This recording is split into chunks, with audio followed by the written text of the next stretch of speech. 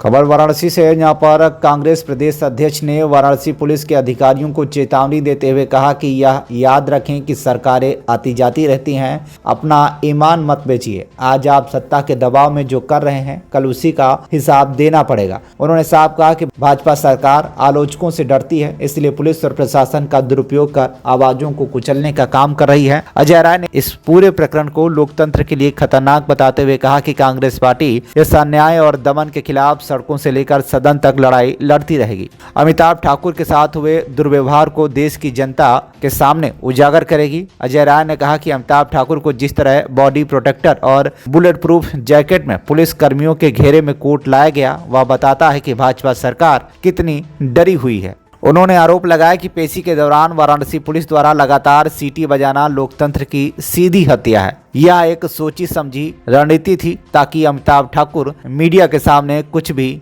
बोल ना सके, उन्होंने उनकी आवाज दबाई जा सके। अजय राय ने कहा कि वाराणसी पुलिस भारी फोर्स के साथ स्पेशल सीजीएम कोर्ट पहुंचना भी इस बात का प्रमाण है कि प्रशासन निष्पक्ष नहीं है, बल्कि सत्ता के इशारों पर काम कर रहा है। उन्होंने आरोप लगाया कि जब अमिताभ ठाकुर को गाड़ी से उतारा जा रहा था, तब उनकी गाड़ी को पूरी तरह से ढक दिया गया और उनके चेहरे तक को मीडिया के सामने नहीं आने दिया गया। प्रकाश ओझा जी, हमारे साथी, मैं सभी के साथ आपका हार्दिक स्वागत अभिनंदन करता हूं और सीधे आदरणीय प्रदेश अध्यक्ष जी को आमंत्रित करता हूं ये पत्रकार वार्ता को संबोधित करें।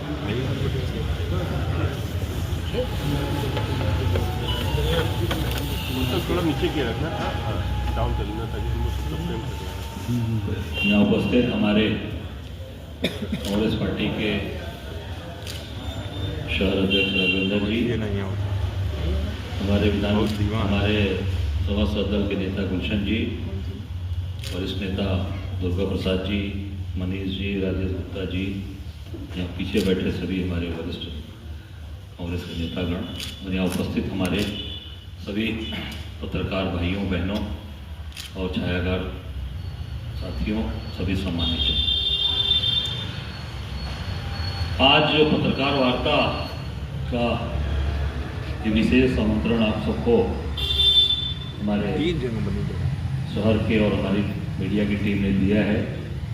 विशेष इसलिए कि आप देख रहे हैं कि ये पूरे प्रदेश में और देश में कोडिंग कप सिर्फ का मामला छाया हुआ है और अभी तक उसका समाधान नहीं हुआ। अभी तक वो चीजें चल रही हैं, न उसमें कोई मजबूत गिरफ्तारी हुई, न कोई मजबूत कार्रवाई हुई और न कोई विशेष व्यक्ति पकड़ के बाहर से लाया गया। आप देख सकते हैं अभी कुछ दिन पहले गोवा में एक अग्निकांड हुआ नाइट क्लब में। वहां के जो नाइट क्लब संचालन करने वाले लोग थे, गौरव लूथरा और सौरभ लूथरा ब्रदर्स। ये घटना 6 दिसंबर की रात्रि की है गोवा में और मुझे लगता है कि वो व्यक्ति वहां जो दुर्घटना घटी उसमें 25 लोग मरे, 50 लोग घायल हुए और वो वहां से तुरंत गोवा से बाहर विदेश भाग गया, थाईलैंड, और सरकार उसको तुरंत पकड़कर थाईलैंड से प्रत्यर्पण कराया, उसको पकड़कर ले आए। मुझे लगता है कि शायद 4-5 दिन बाद ही उसको पकड़ लाए। गोवा से वो भागा और उसको थाईलैंड से पकड़ के ले आए।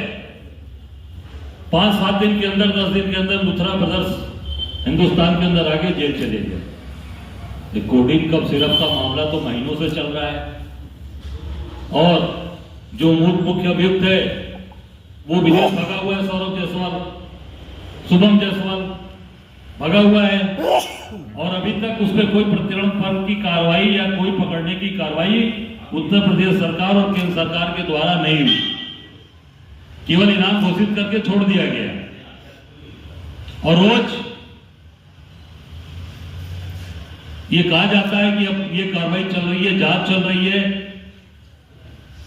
तमाम लोगों के ऊपर कार्रवाइयां हो गई और उत्तर प्रदेश की सरकार अभी कार्रवाई नहीं कर रही। आप ये देखिए सबसे बड़ी विडंबना कि अभी एक हफ्ता पहले उत्तर प्रदेश सरकार के सबसे वरिष्ठ मंत्री, हमारे उत्तर प्रदेश के अधिकारी और ब्यूरोक्रेसी ने, डीजीपी ने, प्रमुख सचिव गृह, जो प्रिंसिपल सेक्रेटरी हैं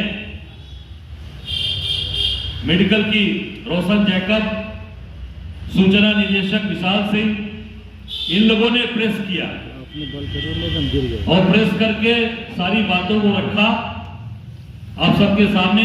उसके बाद भी कोई मजबूत कार्रवाई नहीं हुई।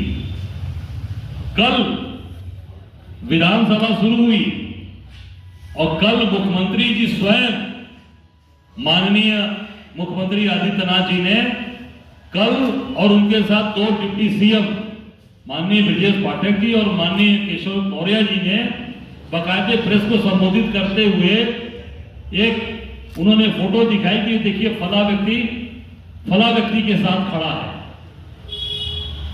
अरे इससे मतलब आप ये दिखा रहे हैं कि वो व्यक्ति हमारे साथ तो है ही है, मतलब भाजपा के साथ तो वो व्यक्ति है ही है जो एसटीएफ का सिपाही है, आलोक सिंह, उसकी फोटो दिखा रहे हैं कि फला समाजवादी के राष्ट्रीय अध्यक्ष जी के साथ भी है। इसका मतलब कि भाजपा के साथ है तो ये आपके साथ भी है। मैं दोनों लोगों के साथ, इस तरह की बात वो दिखाना चाह रहे हैं। इसका मतलब कि आप गलत आदमी का सपोर्ट कर रहे हो, भाजपा के लोग। और जो व्यक्ति उस चीज को उठा रहा है, जिस व्यक्ति ने नाम दिया लोगों का कि ये लोग आज सैकड़ों बच्चों जो पूरे देश में मौत हुई उसमें जो मरे, उस व्यक्ति अमिताभ ठाकुर पूर्व आईपीएस अधिकारी ने बात उठाई तो उसको कल किस तरीके से प्रस्तुत किया, आपने कभी देखा इस तरीके का दृश्य बनारस में? मुझे नहीं लगता है कि शायद हिंदुस्तान में किसी एक आईपीएस अधिकारी को इस तरीके से प्रस्तुत किया गया।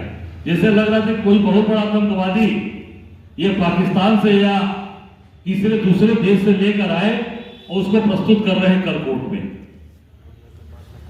और ये देखिए कि वो किस तरीके की चीजें उन्होंने किया कि वो कैसे उनको प्रताड़ित किया जाए। नजीबुद्दीन खान की रिपोर्ट, TV1 इंडिया न्यूज।